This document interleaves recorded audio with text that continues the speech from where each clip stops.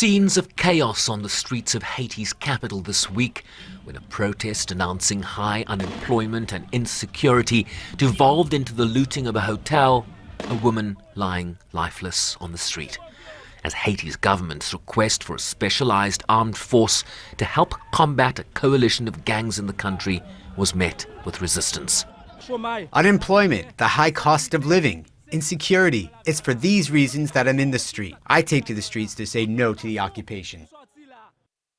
In Washington, an evaluation of the Haitian request, with the State Department earlier issuing a do-not-travel advisory due to high risks of kidnapping, crime and civil unrest.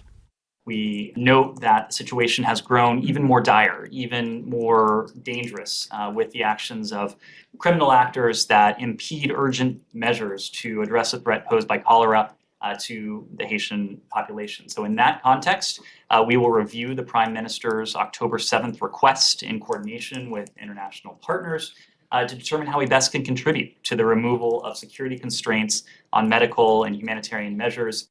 Of particular concern is that gangs have blockaded the country's main fuel port, crippling economic activity, resulting in shortages of fuel and drinking water, forcing hospitals to cease operations, while also impacting humanitarian efforts in a country in desperate need of aid. Add to that a cholera outbreak that has already claimed at least 16 lives. A similar outbreak in 2010 saw over 800,000 cases and nearly 10,000 deaths. This is a status quo that cannot persist, and we will continue to work and to speak with international partners on ways that we can facilitate the delivery of vital humanitarian assistance to the Haitian people, including critical medical support to address the cholera outbreak. At the same time, we'll continue to work at the UN on measures including in the Security Council, on measures that the international community could take to impose costs and consequences on those who are responsible for the deprivation, for the loss of life, for the misery that has been compounded by the blockade that is ongoing in Haiti. The UN says the appeal for an international force remains a bilateral issue as it appealed for more humanitarian funding. We urgently appeal for funds from the international community to address the cholera outbreak, as well as other pressing humanitarian needs in the country. Of course, the ability to address the humanitarian need better is linked to the security situation.